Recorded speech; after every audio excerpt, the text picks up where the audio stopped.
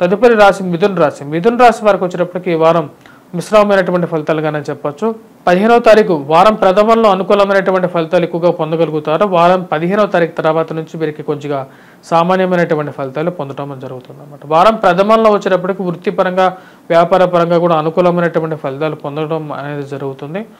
వారం ప్రథమంలో ఉన్నత స్థాయిలో ఉన్నటువంటి ఎవరైతే ఉన్నత స్థాయిలో ఉన్నటువంటి స్త్రీలతో కానీ పురుషులతో కానీ సత్సంబంధాలు అనేది ఏర్పడతాయి. అవి మీ కెరియర్ పరంగాను కొంచెం ముందుకు తీసుకెళ్ళడానికి ఉపయోగపడతాయని చెప్పి మీరు భావిస్తారు. ప్రయాణ సంబంధితమైన విషయాల్లో ఫ్రెండ్స్ అండ్ రిలేటివ్స్తో కొంచెం సానుకూలమైనటువంటి వాతావరణం ఏర్పడుతుంది. వారాంతంలో ప్రశాంతంగా గడపగలుగుతారు. బంధువులను కలవటం అనేది జరుగుతుంది.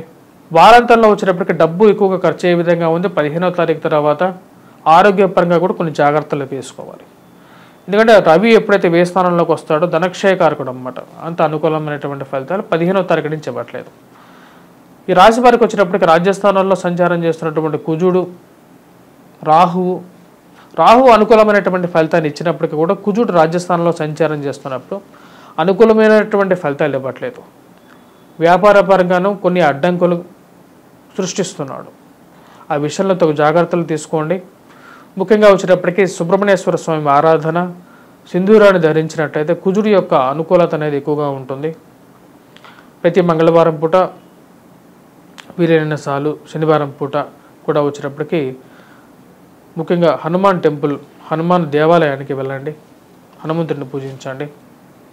మానసిక ప్రశాంతత అనేది పొందగలుగుతారు. విద్యార్థులు వచ్చేటప్పటికి ఇది కష్టపడి చదవాల్సినటువంటి ముఖ్యమైనటువంటి సూచన. ఈ రాశి వారికి విద్యార్థులకి అనుకూలమైనటువంటి ఫలితాలుగా గోచరించట్లేదు. ఎందుకంటే గురువు వ్యయ స్థానంలో సంచారం చేస్తున్నప్పుడు ఈ రాశిలో ఉన్నటువంటి విద్యార్థులకి మిశ్రమమైనటువంటి ఫలితాలే గోచరిస్తూ ఉన్నాయి.